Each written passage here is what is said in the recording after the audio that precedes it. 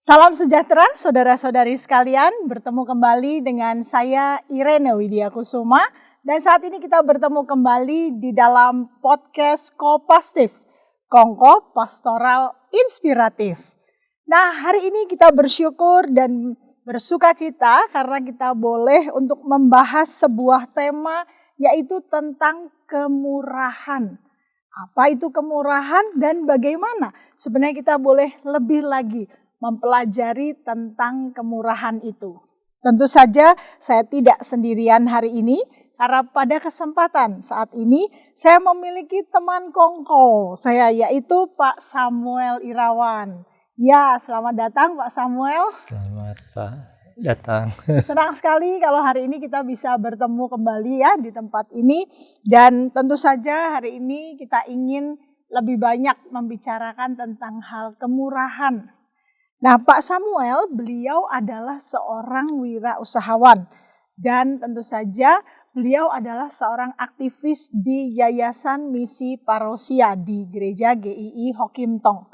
Karena itu kita akan membicarakan sebenarnya tentang kemurahan ini juga pengalaman-pengalaman yang dimiliki oleh Pak Samuel Irawan. Ya, Pak, senang sekali kalau hari ini kita bisa berbincang ya khususnya tentang kemurahan. Nah, Pak, yang pertama mungkin Bapak bisa cerita sebenarnya terlibat di dalam pelayanan sampai sejauh apa Pak saat ini? Saya mengawali pelayanan tuh awalnya mengikuti satu mission trip yang diadakan oleh Yayasan Misi Parosia ke Selat Panjang di Kepulauan Riau. Kapan itu Pak? Kira-kira? Itu sekitar tahun 2007. Oh iya, 2007. Nah, kemudian saya terlibat dalam tanggap bencana PGTI mewakili GII untuk ke daerah Mentawai. Waktu itu kena tsunami ya. Selanjutnya ke daerah Wasior waktu banjir bandang. Nah, kemudian dalam perjalanannya saya justru terinspirasi waktu dibawa oleh Pendeta Hengki Setiadi ke Papua. Kita mengunjungi satu desa di pedalaman sekali, Desa Membranu. Nah, di situ saya melihat kondisi pelayanan di sana. Nah, itu yang membuat saya memulai pelayanan.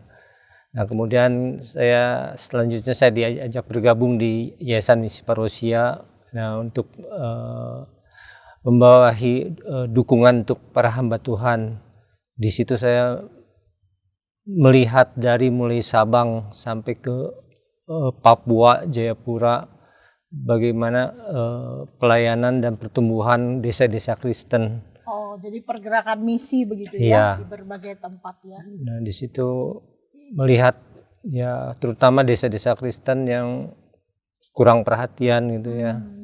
Maka akhirnya saya lebih terlibat di pelayanan itu. Jadi awalnya waktu pertama kali ikut mission trip itu berarti belum terlibat aktif ya di Yayasan Misi sebagai Parosia. Anggota kita mengikuti mission trip gitu. Oh ya, jadi baru ikut-ikutan begitu ya, bisa dikatakan mungkin ya. Oke, nah Pak, kalau ngomongin tentang ikut mission trip, lalu Pak Samuel juga sekarang membawahi ya, ada banyak sekali mungkin pekerjaan misi di mana-mana. Sebenarnya kalau kita lihat kan pelayanan seperti ini nggak bawa keuntungan ya Pak ya. Karena kalau seorang wirausahawan kan mau nggak mau biasanya cari untung begitu ya, kemana-mana yang penting cari untung. Nah, tapi kenapa nih kok bisa sampai terlibat dalam pelayanan yang dalam tanda kutip tidak memberi keuntungan materi? Mungkin bisa diceritakan Pak Samuel. Ya, itu suatu panggilan ya. Jadi Tuhan sudah memberikan talenta. Mungkin saya untuk khotbah saya mungkin tidak mahir gitu, tapi Tuhan memberikan satu talenta saya untuk bisa melayani, yaitu dalam pelayanan kasih. Oke, ya jadi mau nggak mau ya ini adalah Tuhan yang memang memberikan atau menempatkan panggilan itu. Tapi ada nggak sih Pak Samuel dalam perjalanan itu yang mungkin memberikan satu inspirasi orang tertentu, atau mungkin ada teks Alkitab atau firman yang ternyata membawa satu dorongan, atau ada alasan pribadi apa begitu Pak? Ya, kalau salah satunya dari teks Alkitab Matius 5 ayat 16, hendaklah terang bercahaya ya, sehingga orang-orang bisa mengenal Bapamu di surga. Nah, itu memberi satu inspirasi ya. Ya, itu ya pengalaman dengan mengikuti selanjutnya mengikuti mission trip yang terus terang banyak sekali ke pedalaman. Nah, itu kita bisa banyak mengenal banyak sekali orang-orang yang haus akan kasih gitu ya. Seperti pedalaman Wonsa ataupun di Rampi, itu yang mana mereka sangat hampir sulit dikunjungi itu ya. Jadi kondisi-kondisi yang ada di sana tuh sebenarnya orang juga sulit sekali ya untuk ke tempat-tempat itu begitu ya. Oke, tapi tentu saja waktu ke sana melakukan sesuatu gitu ya, bisa berbagi dan bisa memberikan sesuatu bagi mereka di sana begitu. Luar biasa ya Pak, karena mungkin selama ini beda sekali ya konsepnya ya. Ketika Bapak hidup dalam kegiatan wirausaha gitu kan selalu harus punya untung gitu ya rasanya ya Pak Samuel ya. Tapi ketika terlibat dalam pelayanan yang seperti ini, mau tidak mau panggilan Tuhan itu memberikan satu hati gitu ya untuk bisa melayani kepada orang-orang di sekeliling. Nah Pak Samuel, kalau ketika Pak Samuel juga menjalani pelayanan ini ya, berkunjung dari satu tempat ke satu tempat yang lain, tentu saja pelayanan ini bisa kita katakan satu pelayanan yang bisa dikategorikan itu murah hati begitu ya. Ada satu kemurahan yang Tuhan berikan, yang Tuhan titipkan pada Pak Samuel. Berkat apa saja kira-kira yang selama ini Pak Samuel bisa alami? Mungkin ada pengalaman-pengalaman pribadi yang bisa dibagikan ketika berkunjung ke tempat tertentu. Ada berkat seperti apa yang Tuhan boleh jadikan? Tuhan selalu memberkati kalau kita melakukan sesuai dengan kehendak-Nya.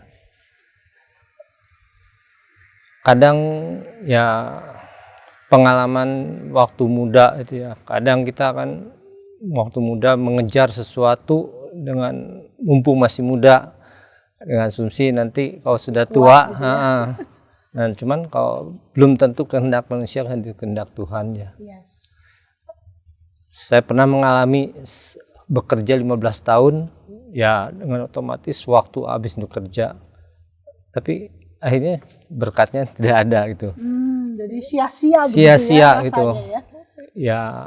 Sejak itu sejak mengenal pelayanan, berkat tuh ada aja gitu ya. Betul. Tidak sampai kekurangan apa yang kita berikan pada panti, pada siapapun juga Tuhan ganti. Tuhan selalu berikan ya. Ada mungkin berkat lain selain mungkin dalam segala kebutuhan, sesuatu yang pernah dialami mungkin ketika menjalankan pelayanan ini, bisa berbagi Pak? Ya, kami dengan berkat Tuhan saya bisa membesarkan anak-anak sampai mereka bisa berkeluarga, mendapat pekerjaan sendiri, itu suatu berkat ya. Yang kadang-kadang berkat yang kita sendiri tidak bayangkan sebelumnya gitu ya. Pernah terpikir mungkin ya sebelumnya ya. Sebelumnya ya Tuhan sediakan gitu ya. Mungkin ada pengalaman ini Pak Sam, ketika berkunjung ke daerah apa begitu, ada perasaan atau ada sesuatu yang dialami ketika melakukan pelayanan, pernah nggak punya pengalaman demikian Pak? Atau mungkin yang terbaru, yang baru dikerjakan, atau yang sudah lama juga tidak apa-apa? Ya, pengalaman yang waktu ke Wonsa itu kita melayani pelayanan kesehatan. Saya melihat seorang ibu tua yang datang tertatih-tatih. Yes.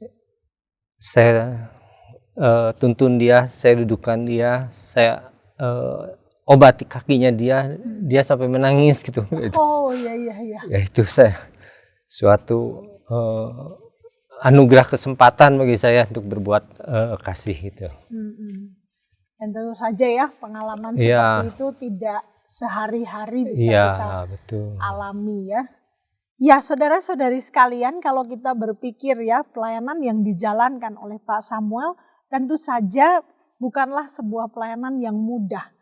Berkunjung dari satu daerah ke daerah yang lain dan tanpa memikirkan keuntungan apa yang kita dapatkan. Tetapi inilah sebuah realita, satu contoh bagaimana murah hati di dalam kehidupan kita itu bisa kita terapkan juga.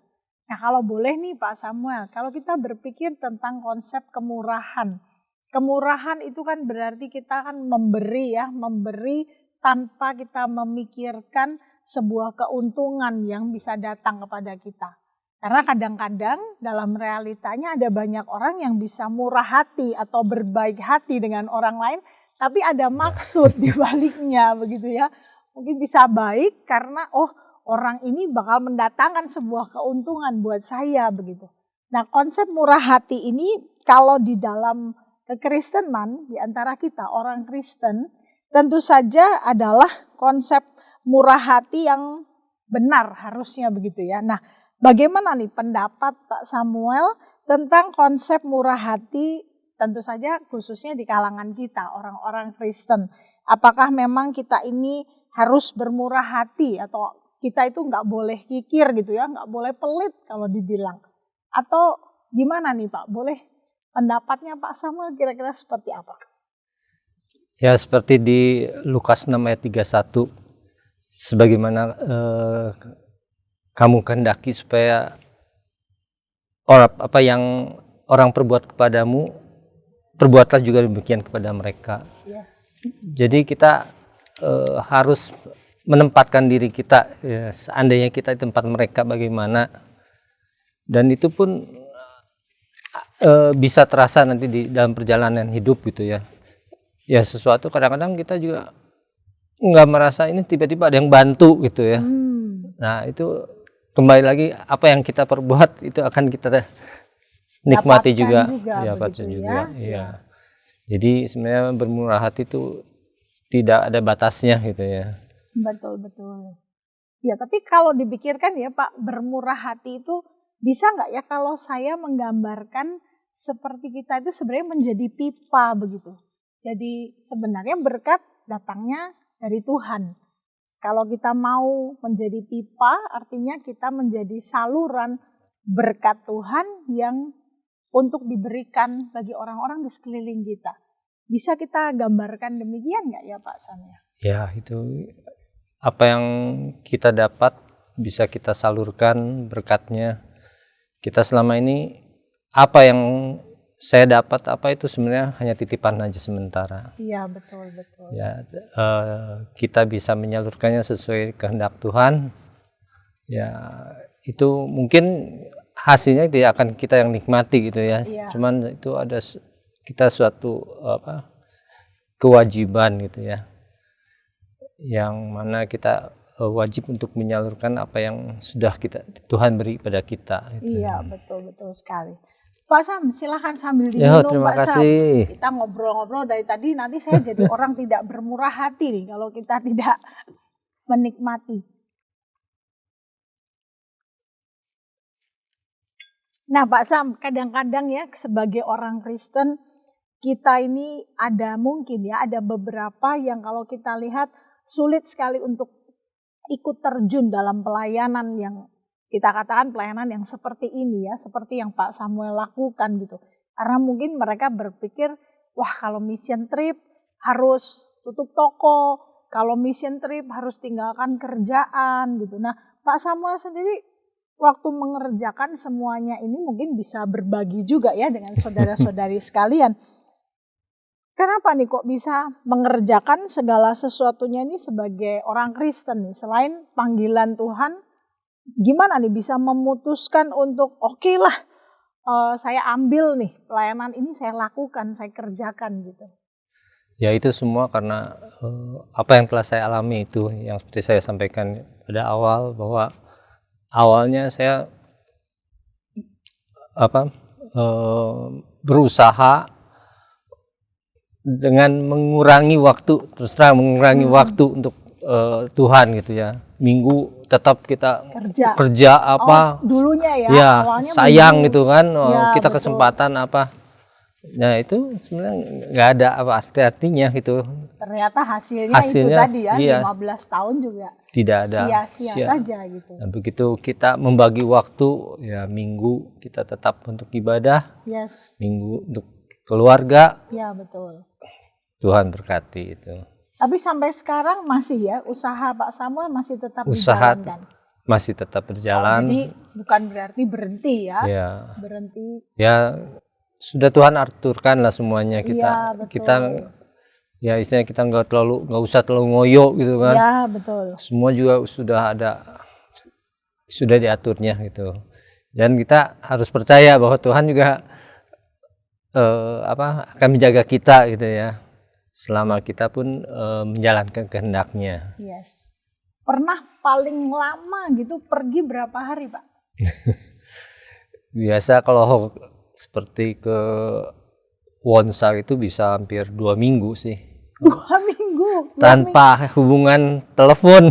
Jadi benar-benar tidak ada sinyal. Meninggalkan tempat itu 2 minggu. Nah itu kerjaannya gimana ceritanya itu Pak? Kalau 2 minggu ditinggal. Ya kerjaan kebetulan Tuhan berikan saya usaha yang bisa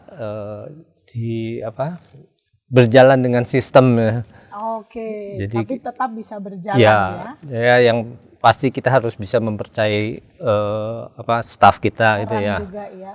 Soalnya kita tidak mungkin bisa bekerja sendiri ya tanpa dukungan mereka. Ya betul.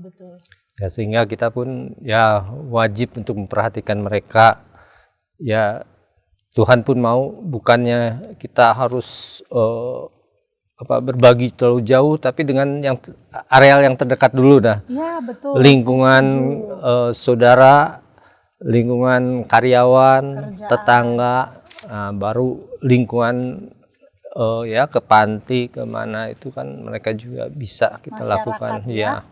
Iya betul. Nah saudara-saudari sekalian, kalau kita berpikir dan melihat ya tentang kemurah hatian ini, ternyata apa yang Pak Samuel lakukan bukan hanya serta-merta meninggalkan semua pekerjaannya untuk pergi ke tempat-tempat atau daerah-daerah yang lain, tetapi dimulai dari lingkungan sendiri, termasuk di dalamnya lingkungan pekerjaan, dan sekaligus juga pelayanan yang dilakukan oleh Pak Samuel. Tentu saja ini adalah hal yang luar biasa sekali ya, untuk melakukan pekerjaan dengan, kita katakan dengan murah hati, karena kita tidak memikirkan keuntungan. Tapi selama ini karyawan, staf yang dipercaya dalam pekerjaan, semuanya berjalan dengan baik ya Pak ya. Tapi 2 minggu itu saya pikir cukup lama ya Pak untuk meninggalkan rumah, meninggalkan pekerjaan 2 minggu begitu ya. Tentu saja itu bukan sesuatu hal yang mudah untuk dikerjakan. Tapi ada pengalaman waktu mengerjakan pelayanan ini, ada sesuatu hal yang menarik gak ya Pak Sam? Mungkin dalam pelayanan selain di Wonsa, ada di daerah lain mungkin yang dikerjakan? Ya kembali lagi mengenai Tuhan sudah mengaturkan semuanya. Ya, pada saat istri saya sedang sakit, Tuhan masih kasih kesempatan saya untuk melayani juga. Oke. Tahun berapa itu kira-kira? Itu 2012 itu ya. 2012, oke. Ya Tuhan masih beri kesempatan saya bisa berangkat dan kembali masih bisa mengantar istri saya untuk berobat gitu ya. Jadi Tuhan itu sebenarnya udah aturkan waktunya gitu ya, tanpa kita sadari gitu. Jadi pelayanan jalan, tapi keluarga, tetap pekerjaan, dan lain sebagainya juga tetap diatur. Ya mau tidak mau dalam hal ini kita bisa melihat sebenarnya Tuhan ya yang memberikan kita juga kemampuan, yang memberikan kekuatan begitu ya. Tapi pernah nggak sih Pak Sam, kan manusia ini terbatas ya badaninya ya. pernah nggak waktu pergi lalu sakit begitu? Untuk sakit ya tidak sampai terjadi sih. Oh. Cuman yang pernah pergi pengalaman, seharusnya saya pulang pada hari Minggu. Iya. Tiba-tiba saya pekerjaan selesai, saya pulang. Iya. Hari Minggunya pesawatnya jatuh. Oh. Itu pernah saya alamin tuh. Jadi Bapak lagi ada di dalam Enggak, jadi saya maksudnya Tuhan aturkan harusnya waktunya. Hari itu. Iya. Oh, iya.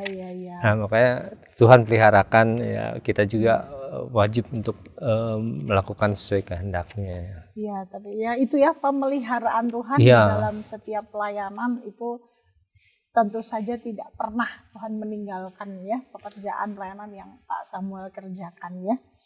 Ada berapa tempat sih Pak kalau sampai hari ini? Ada bisa terhitung nggak atau sudah tidak bisa dihitung? Ya puji Tuhan, dari pelayanan ini saya bisa melihat Indonesia tuh dari ujung sampai ujung, sampai ke dalamnya juga bisa. Ada ratusan mungkin ya? Ratusan ya. Tempat yang sudah dikunjungi. Kalau sekarang pelayanan Pak Samuel sendiri bergeraknya di mana saja nih? Ya sekarang saya di YMP itu khusus untuk mission trip aja. Oke. Kebetulan saya juga di pemerhati untuk pelayanan di Sulawesi. Ya. Kemudian saya ada pelayanan kaum marginal dengan Indonesia Care. Indonesia Care. Di samping itu saya ada pelayanan pribadi di Kepulauan Nias. Oh iya. Pelayanan apa Pak? Kita membuat suatu tempat pelatihan untuk masyarakat biar mereka ya mempunyai suatu keterampilan, karena di Nias itu semuanya itu bahan pokok makanan semua itu dari Sumatera. Mereka hanya nelayan. Ya. Nah, saya kirimkan hamba Tuhan dari SAPPI untuk melayani di sana, mengajarkan masyarakat untuk bisa bertani, berternak. Jadi mereka punya sumber daya. Iya. Dan terakhir saya kebetulan diutus oleh YMP menjadi ketua yayasan untuk yang membawahi sekolah STT SAPPI. Itu yang terakhir saya. SAPPI itu di daerah agak ke Palalangon Cianjur ya. Ya, untuk mempersiapkan hamba Tuhan untuk ke daerah pedesaan. Iya. Tentu saja di sana ada banyak orang ya yang nantinya akan diutus kemana-mana ya. Ya, kalau kita melihat ya Pak Sam, pelayanan ini tentu saja yang tadi Pak Sam ceritakan tidak ada satupun ya yang menghasilkan keuntungan ya. Atau ada gitu sambil menjalankan pelayanan ada menghasilkan keuntungan. Enggak ada sih, itu ada ya murni. Sama sekali ya. Iya.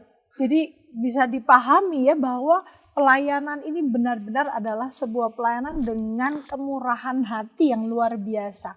Karena bukanlah sebuah pelayanan sambil bekerja gitu ya.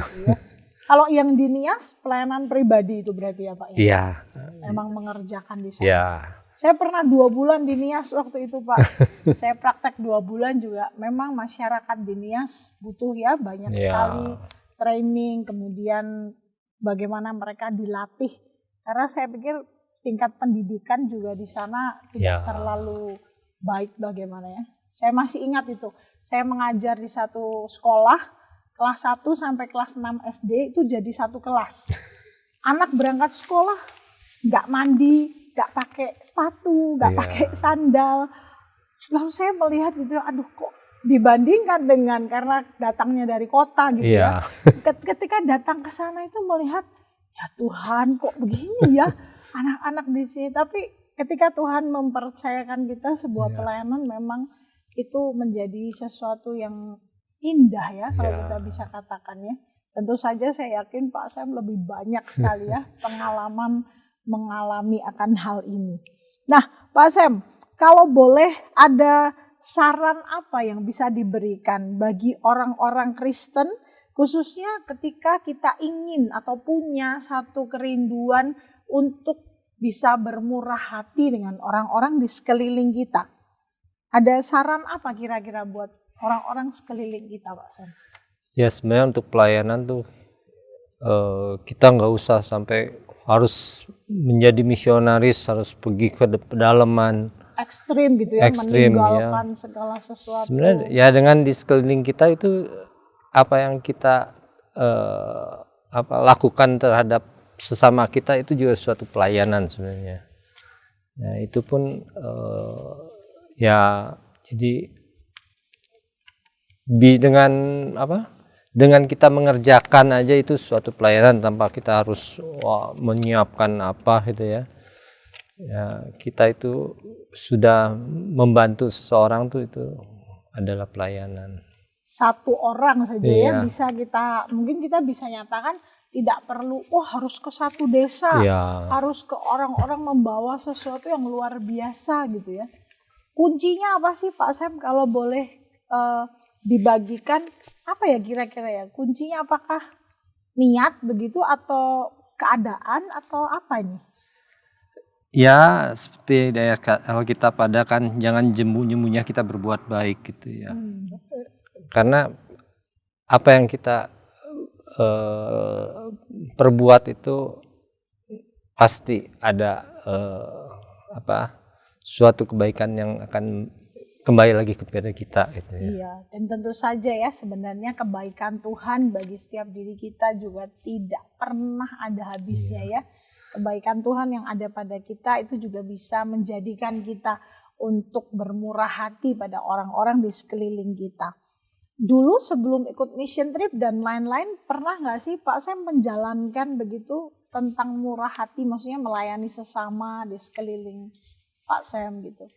Ya awalnya ya saya akui memang waktu muda itu kita terlalu egois kan, idealis kan. Kita pokoknya pentingkan sendiri terus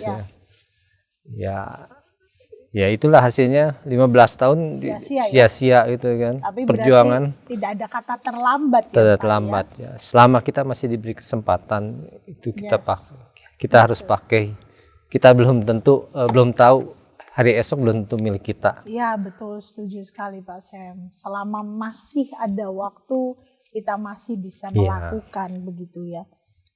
Nah kalau misalnya kita ngobrolin sekarang ya Pak Sam rasanya udah settle nih ya pelayanan murah hati, kemurahan hati di sesama kita di mana-mana. Tapi kalau bagi rekan-rekan kita juga mungkin yang di luar sana yang mungkin nggak tahu nih. Jadi saya kalau kepengen menjalankan pelayanan itu kira-kira dari Yayasan Misi Parosia atau mungkin dari pengalaman Pak Sam, ada nggak nih yang mereka bisa lakukan atau kerjakan gitu? Sebenarnya banyak sih yang bisa dilakukan itu ya. Kalau mereka punya talenta mengajar, mereka bisa membantu untuk pelayanan kaum marginal itu kan.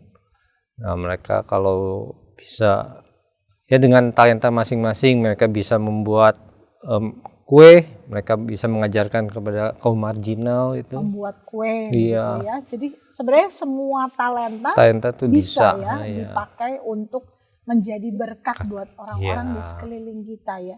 Kalau dari Yayasan Misi Parosia sendiri, masa-masa pandemi seperti ini masih tetap banyak yang dikerjakan Pak Sam? Untuk Parosia sendiri masih cukup banyak ya. Hanya memang kunjungan kita nggak bisa.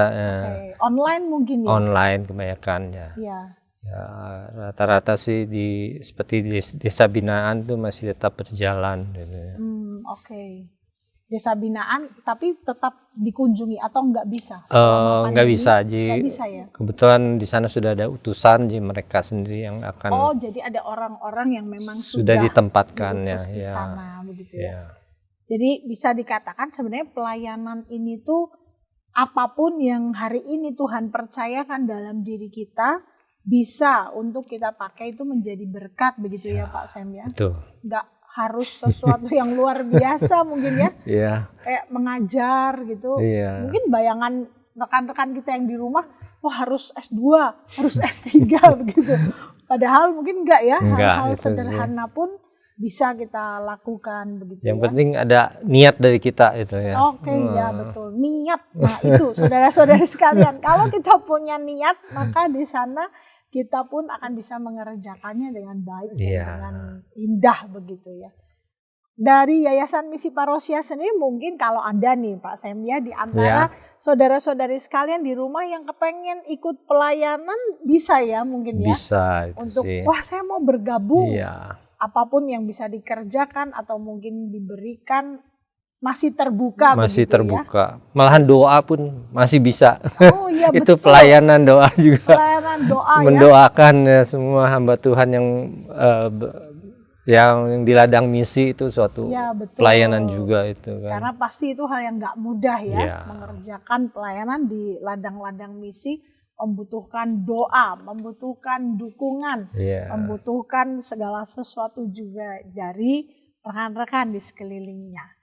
Nah Pak Sam, kalau boleh nih di kesempatan kali ini, ada nggak nih kira-kira kata penutup singkat atau himbauan buat saudara-saudari sekalian yang pandemi gini mungkin nggak ngapa-ngapain nih di rumah ya, atau anak-anak muda hari ini atau bahkan yang sudah tidak muda, ada nggak sesuatu himbauan dan motivasi supaya mereka juga boleh terlibat pelayanan seperti Pak Samuel hari ini? Silahkan Pak. Sebenarnya masih banyak peluang gitu ya seperti mengunjungi panti juga itu masih mereka ya mendukung, misalnya panti itu kebutuhannya apa ya, itu juga suatu pelayanan. Jadi tanpa misalnya dia harus mendatangi, tapi dia mencari informasi panti ini butuh apa. Ya betul. Itu masih bisa dijalankan.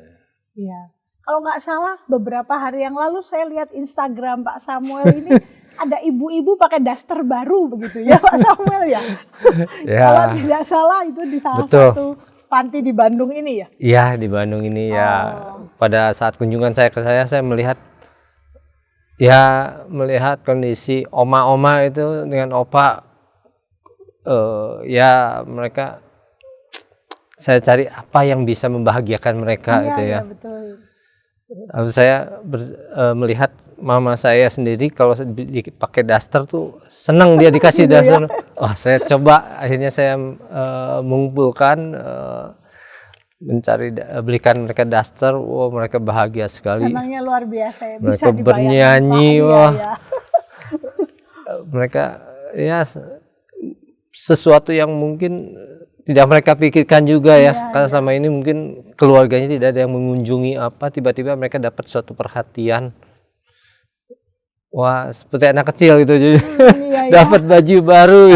Betul. Bahagianya itu luar biasa ya, dan tentu saja itu juga membawa kebahagiaan bagi kita ya. Bayangkan sebuah daster bisa menjadi satu hal yang kita lakukan, membagikan kasih Tuhan, dan tentu saja itu boleh membawa satu kebahagiaan dan sukacita bagi orang-orang di sekeliling kita. Ya, Pak Samuel, tentu saja hari-hari ke depan masih ada banyak sekali pelayanan yang bisa dikerjakan oleh Pak Samuel. Kiranya Tuhan Yesus juga senantiasa memberkati.